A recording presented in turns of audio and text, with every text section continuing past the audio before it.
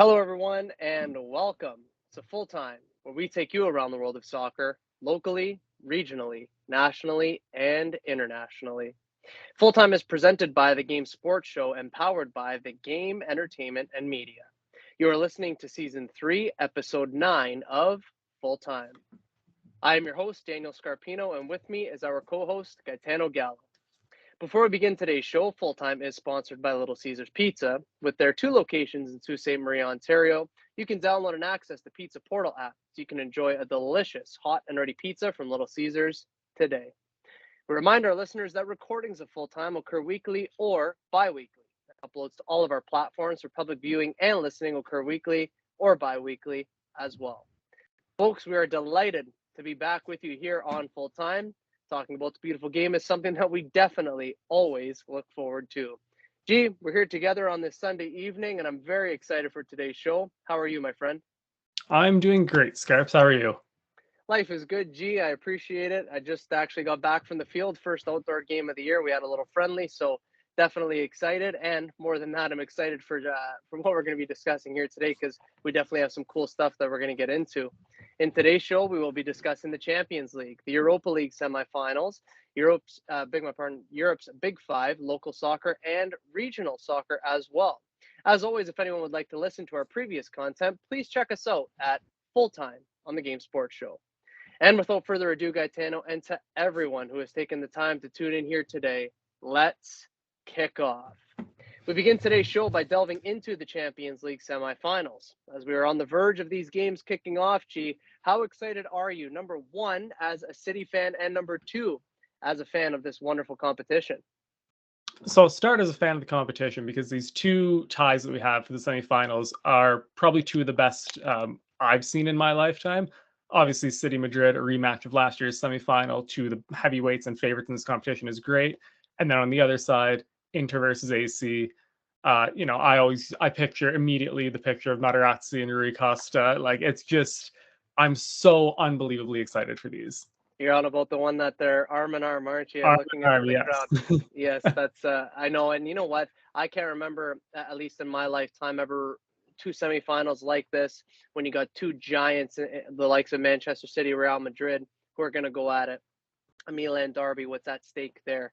I'm really, really looking forward to it. I think everyone who's a fan of football, even if it's not one of their teams that are in it, because mine's not, of course, but I think everyone who is a fan of football is certainly looking forward to it. So what we're going to do, G, we're going to kickstart our conversation by looking at Real Madrid and your Manchester City.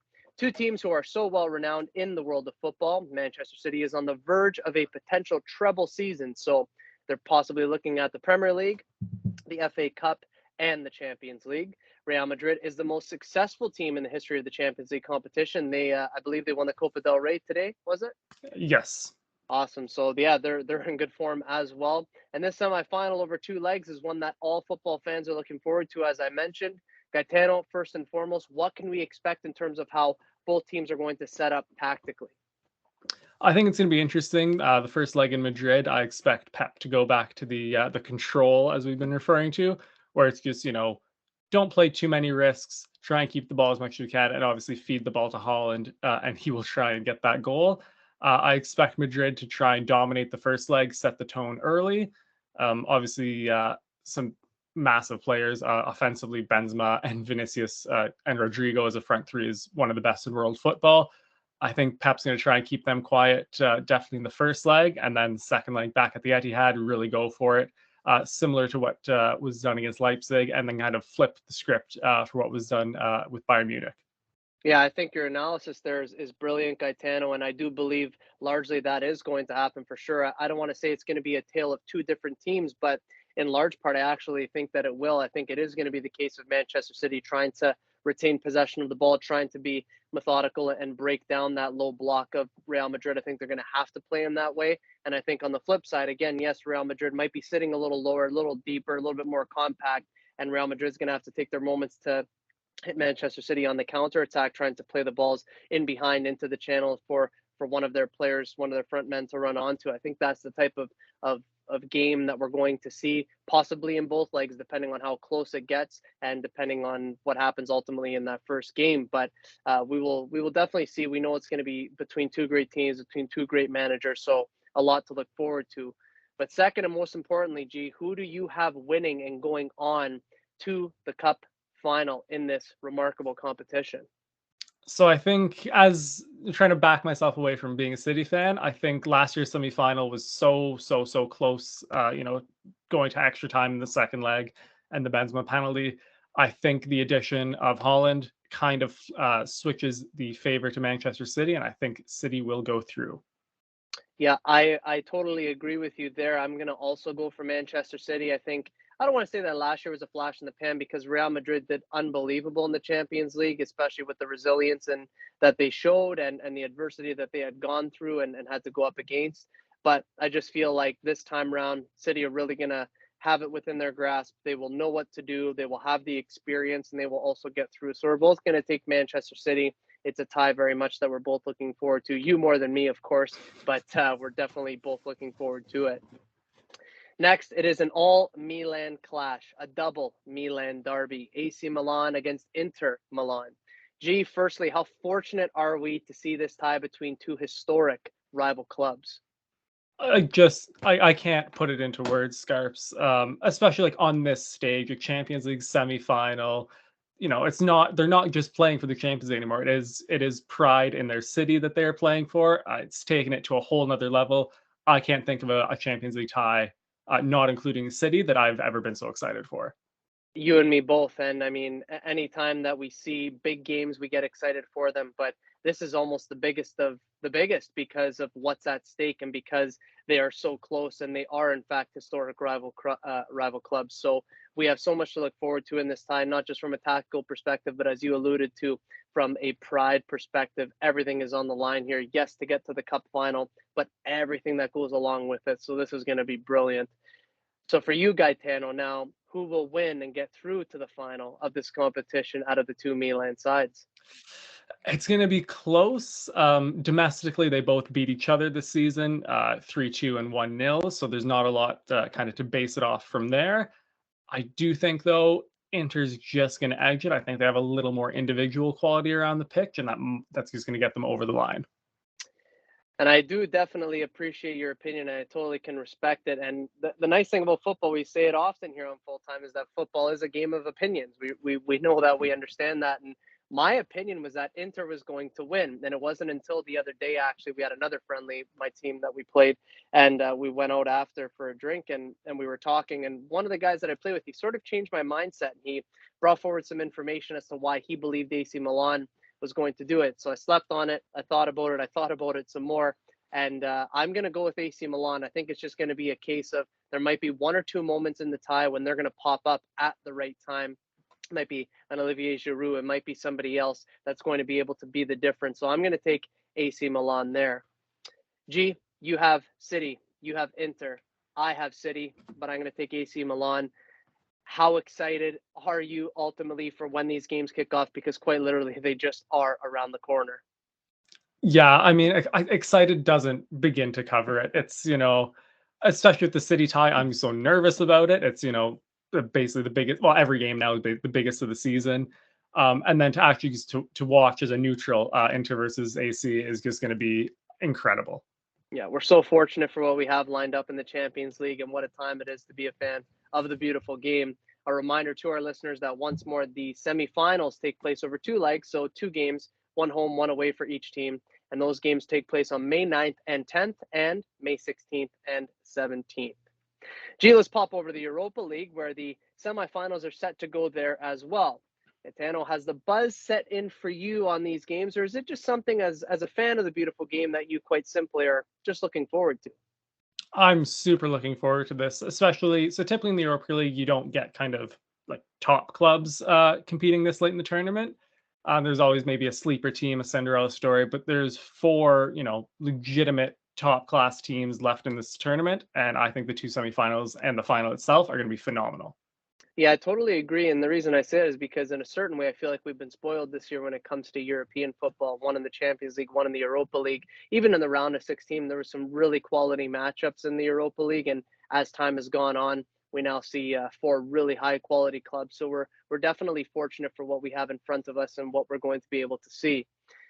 Let's have a look first, Gaetano, at the first semifinal, which will be between Roma and Leverkusen. Both teams have had good runs in this competition, but for you, who comes out on the other side and gets through to the final? But most importantly, how will they do it? So I'm going to take Roma in this, and I think it's going to be a Mourinho masterclass over two legs. I think he's going to get them to shut things down, play on the break, and get that one or two goals they need to go to the final.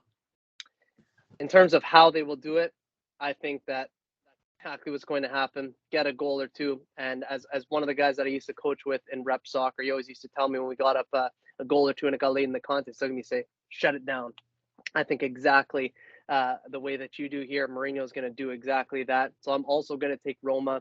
They're going to see that game, especially in the second leg. I think they'll see the game out. They're going to be really resolute, really simple, and they're going to get through to a final because ultimately that's what Mourinho does. Next, it'll be Juventus and Sevilla in the other semifinal. Two big clubs with two very big histories. Gaetano, both clubs need this, but for very different reasons this season. That said, only one will reach the final. Who will win and why, my friend? So this is a tough one. I think Juventus has a little more individual star power around the field. But Sevilla, this is just their tournament. We talk about like Real Madrid, they just win the Champions League. For Sevilla, they just win the Europa League.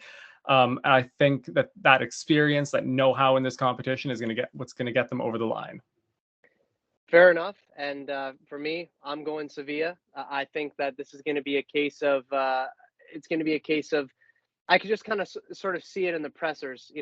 Mourinho's going to win his, and Roma's going to get through. And I think that it's going to be Sevilla getting through. And I could see Mourinho really just hyping his team up. And I could see him just being, oh, they've won it so many times and they've done this, they've done that. And we're going to have our hands full. I can see the matchup happening. So I'm going Sevilla. I'm going Roma. And, we both certainly have a lot on the line here, but not more than these teams, that's for sure. The only thing we have to do is watch, but we're very fortunate once again to watch these finals, or these semifinals rather. A reminder to our listeners that once again, the semifinals of the Europa League, which again is played over two legs, one home, one away for each team. Those are going to take place on May 11th, both games, and then the second leg will be taking place on May 18th. Gaetano, we have 2 weeks upcoming here of European football.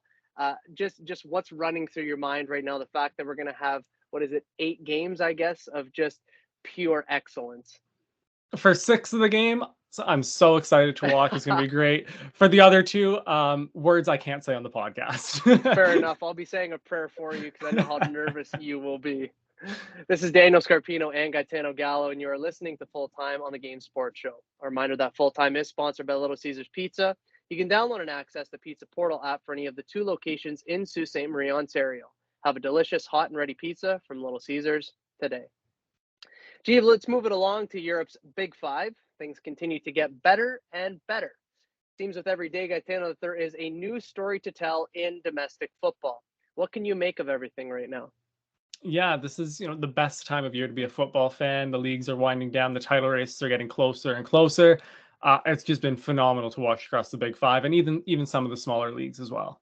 Yes, absolutely. We can't forget about those, even though we focus mostly on Full Time on Europe's Big Five. But yeah, this is the best time of year to be a fan of football because you get to see everything come down to the wire, and in some cases the last day, which we're going to delve into right now. Gaetano, what we are going to start with this time round is Italy's Serie A. It's the biggest of news to kickstart things. Napoli have officially done it. With 5 games to spare, Napoli are officially the champions of Italy. Their most recent draw against Udinese is all they needed to claim their 80th point of the season. Thus, it is now mathematically enough for them to say that they have won the Scudetto. This is the 3rd time in the club's history that they've won Serie A. How big of an accomplishment is this for Napoli after 33 years without winning the title?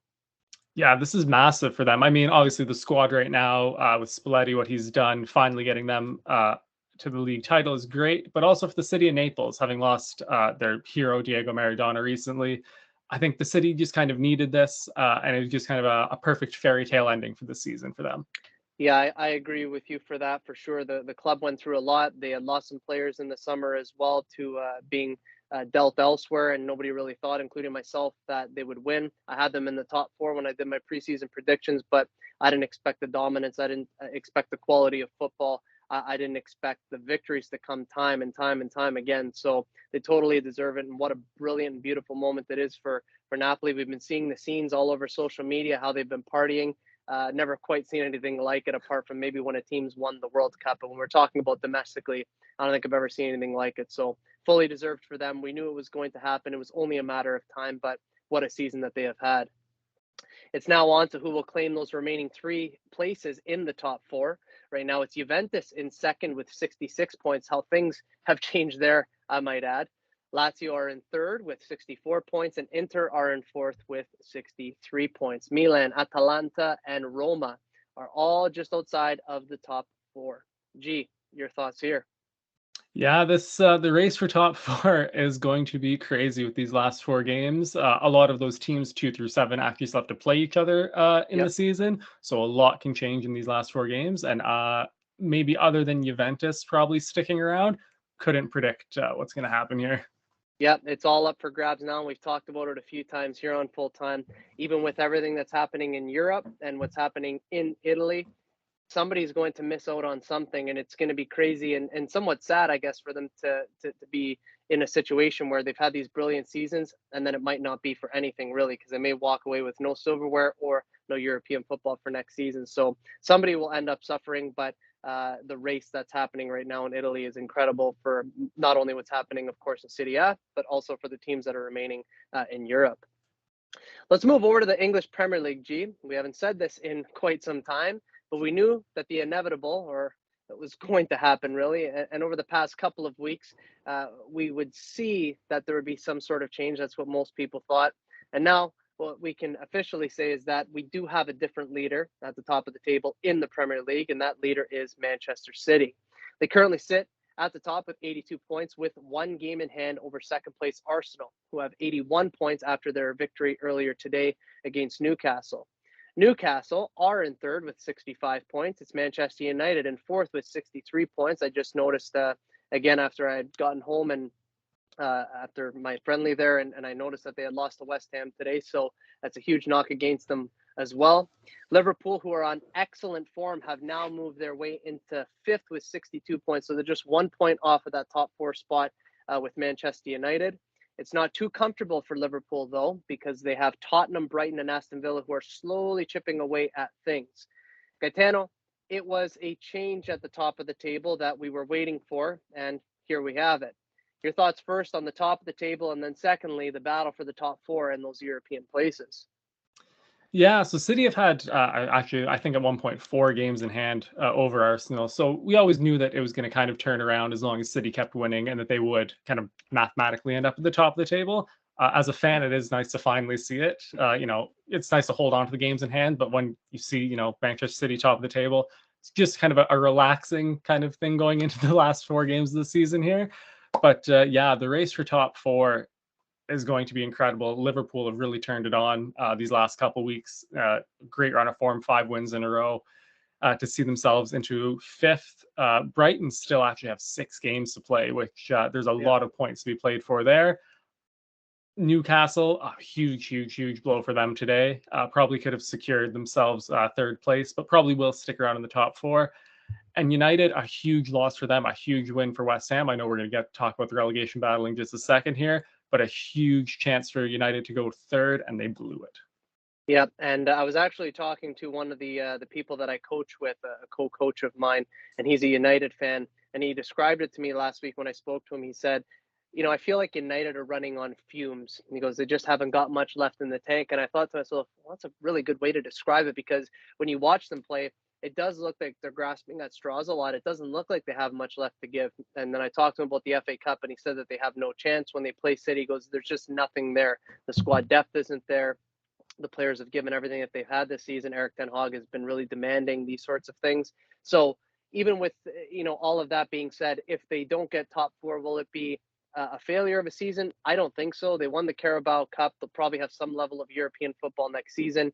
Newcastle, I also agree they'll secure something in the top four despite losing today. They played really well against Arsenal, I must admit. But I do have this feeling that Liverpool will get themselves into the top four one way or another. They're just playing too good right now to not, I feel. And I think with the money that they'll spend in the summer, that'll bode really well for them next year. I'd love to see a team like Brighton get in there. As long as Tottenham don't get in, I'm pretty pleased, to be honest with you. So, yeah, it's definitely a good race right now for the top four, and of course for the league title, which will either be Manchester City or Arsenal. Time will definitely tell. The relegation battle, as you just alluded to, Gaetano, in the Premier League is reaching a tipping point of sorts. As presently assembled, Southampton remain bottom with 24 points. Everton are second from bottom with 29 points. Nottingham Forest round out the bottom three with 30 points. Just outside of the drop zone, are Leeds and Leicester, who, just the exact same as Nottingham Forest, have 30 points each, but they have better goal differences than Forest, which is why they're outside of the drop zone. Gaetano, it appears that it's pretty much down to 5 teams in the race to the bottom now because Wolves have climbed out, West Ham have climbed out. It looks like they're going to be safe for sure. What can be said for the relegation battle as we approach the final few games of this season? Yeah, so for the last few weeks, it's been, kind of almost an 8-team race to the bottom. But like you said, Wolves, they got their 40 points. They're probably clear. Bournemouth on 39 will probably get that 1 point to see themselves. And then West Ham with a huge, huge result today to get themselves within 3 points of the 40, which is typically safety in the Premier League. So yeah, it's going to be a crazy battle for those final 2 spots. I think we can both agree Southampton are for sure going down. I can't see them turning that around. But between Everton, Forest, Leeds, and Leicester, I could not tell you who's going down. All 4 teams have excellent reasons to be going down. None of them have been very good this season, and for a few of them, like Everton, for a while.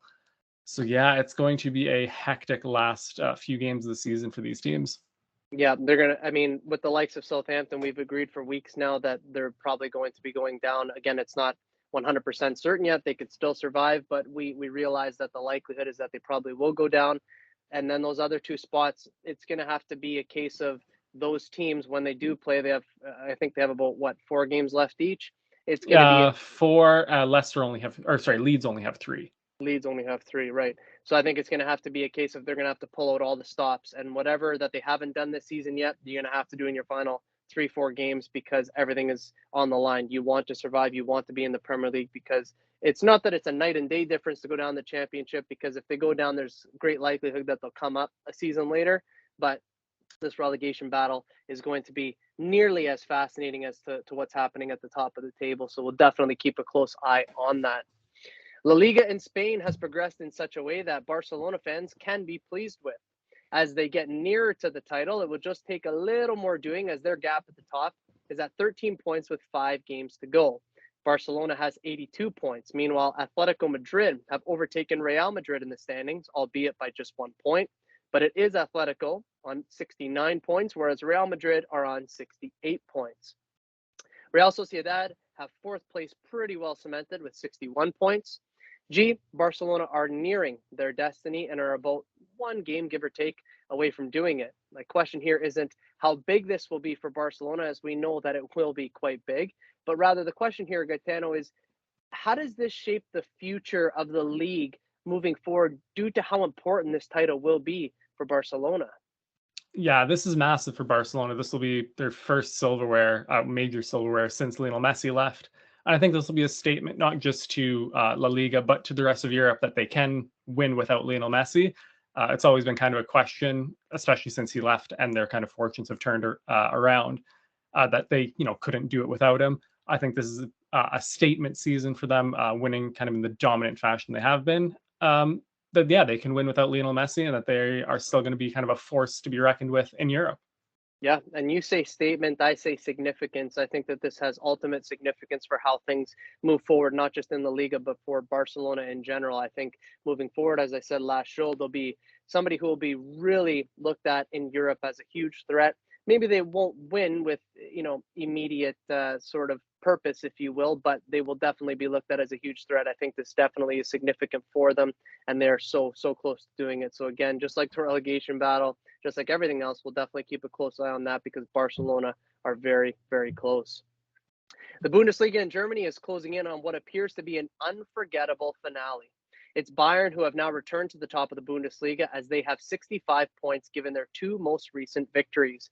Dortmund in second won their most recent game and now are in second place with 64 points. RB Leipzig have made a significant jump up the table from fifth to third, now with 57 points.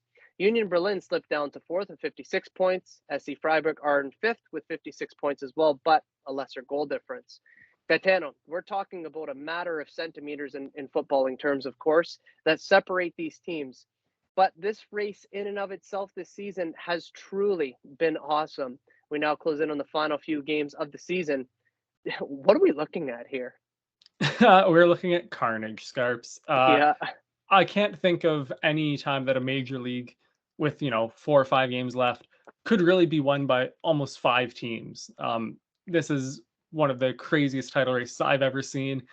And even like watching the games, and you can see the scores, like when someone scores and the table just changes immediately. You don't typically see that at the top of the table at this point in the season. So it's just been absolutely wild. And the quality of the games themselves have just been excellent. I am so looking forward to the finale of this season. Yep, and this one will come sooner than the other ones. So, what's gone on in the Bundesliga this year? We haven't been able to see that in many years because it's always Bayern who run away with it pretty much right after Valentine's Day, and it's always a case of, well, we know the foregone conclusion. But this year it's been anything but. So the fact that we have 5 teams competing for the title, I'm still going to stay with my pick. I do believe Bayern will win, but they haven't made it easy on themselves. The club haven't made it easy on themselves. That's for sure with the decisions that they've made. But you have to give credit to every other team that's battling for the title because it's been so competitive. It really has been so awesome.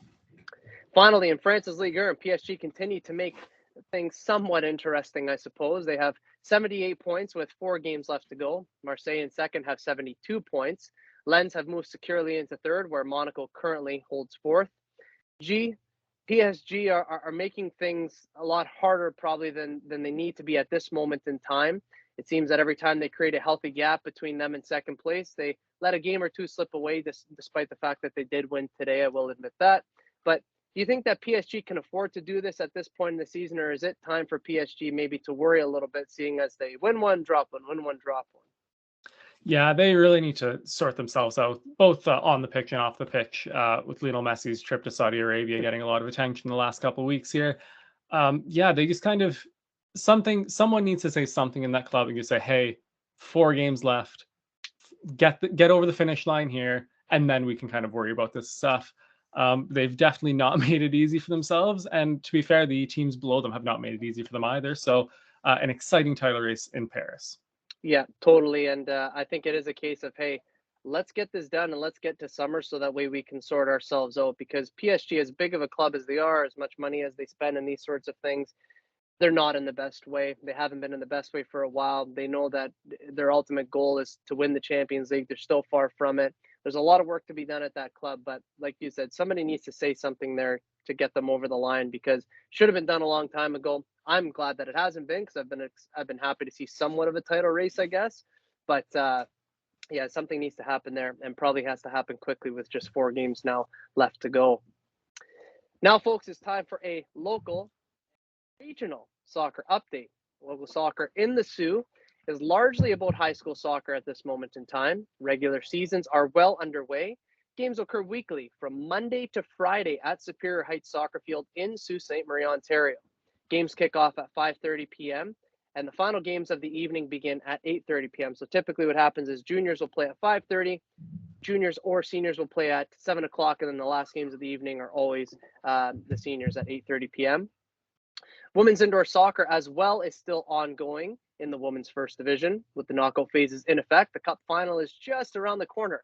Semifinals are taking place tonight, Sunday, May 7th. So quite literally as we speak and as we are recording, semifinals are taking place at the NCC. All playoff games for Women's League are played on Sunday evenings at 6 and 7 p.m. at the Northern Community Center in Sault Ste. Marie, Ontario. Regionally, and we haven't done a regional update on this show in quite some time, but regionally, the Nipissing Invitational Soccer Tournament in North Bay, Ontario is making its return post-COVID. The Invitational Tournament sees the best that North Bay, Sudbury, and Sault Ste. Marie, as well as other teams throughout the province of Ontario, have to offer for all divisions of soccer in the high school ranks. Gee, how great is this opportunity for these young athletes to be exposed to, number one, excellent competition, but it's almost important for some of the athletes, as I coach at this level, that they get the chance in this tournament to be seen and scouted by colleges and university, not just regionally, but provincially as well. How big is it for them? Yeah, this is huge. I know there hasn't been a lot of travel the last couple of years because of COVID. So for a chance to have all these teams from across the province coming together to play each other, it's huge. And obviously for these kids, a massive chance to take that next step and do kind of a little bit more in soccer. And I think that's great for the kids. It's great for the programs that you coach in, and great for the city. Absolutely. And last year was somewhat interesting, to be honest, because sports started at the beginning of the year in the fall, went to Christmas, then there was that big pause because we had the lockdown. Then in the spring, they came back, and some sports they finished up in the city, but they weren't allowed to go and play regionally or provincially. Soccer was one of those ones that was kind of a hybrid. We had the league play, we played in town. There's no tournaments or anything like that, but they did allow for NASA, so regional competition, then offset provincial competition to take place. But now it's a case of everything is back, where you have your league that you play in locally, you get to go to tournaments, then you have your NASA and your OFSA. So the fact that everything is back, it really is brilliant. I'm heading out on Wednesday this week to go and coach in that tournament. So definitely looking forward to seeing all the talent on display, not only in the junior level, but also in the senior level. Definitely exciting times ahead for the high school athletes and just for soccer in general in our city. The Nipissing Invitational Tournament in North Bay, Ontario kicks off on May 10th, so Wednesday this week, and will conclude on May 12th, which will be the Friday. This is Daniel Scarpino and Gitano Gallo, and you're listening to Full Time on the Game Sports Show. A reminder that Full Time is sponsored by Little Caesars Pizza. You can download and access the Pizza Portal app for any of the 2 locations in Sault Ste. Marie, Ontario. Have a delicious hot and ready pizza from Little Caesars today. Ladies and gentlemen, that is Full Time. As today's show comes to a close, we want to thank you for making us a part of your day. Your support of this show, and to us specifically, Gaetano and myself, is hugely appreciated. G, as always, nothing short of a great time talking footy with you, my friend. Scarps, to sit down, watch a full day of football, and then get to talk about it with you, couldn't ask for a better day. Me too, and the fact that Arsenal won just made my day all the better, because now it at least still gives us we're in with a shout possibly to win. So today was definitely a great day. Let's put it that way. A reminder to our listeners that the next episode of Full Time will be recorded the week of May 22nd, 2023. In that show, we will review the outcomes of the Champions League and Europa League semifinals. We will also preview the Europa League final, which will take place at the end of the month. We will discuss Europe's Big Five and how those leagues will finish up, and we will provide you with an update on local soccer. As well, we will always, on Full Time, provide you with everything that's happening and all the latest, of course, in the world of football. For weekly content, make sure to hit like, follow, and subscribe to all platforms of both the Game Sports Show and the Game Entertainment and Media on YouTube, Spotify, Apple Music, Facebook, Instagram, Twitter, TikTok, Podbean. Be sure to check us out at our website at www.thegamesportshow.com. That's www.thegamesportshow.com. For Gaetano Gallo, my name is Daniel Scarpino, and for tuning in to Full Time. We look forward to seeing you at kickoff next time back here on the Game Sports Show and the Game Entertainment and Media. Best always.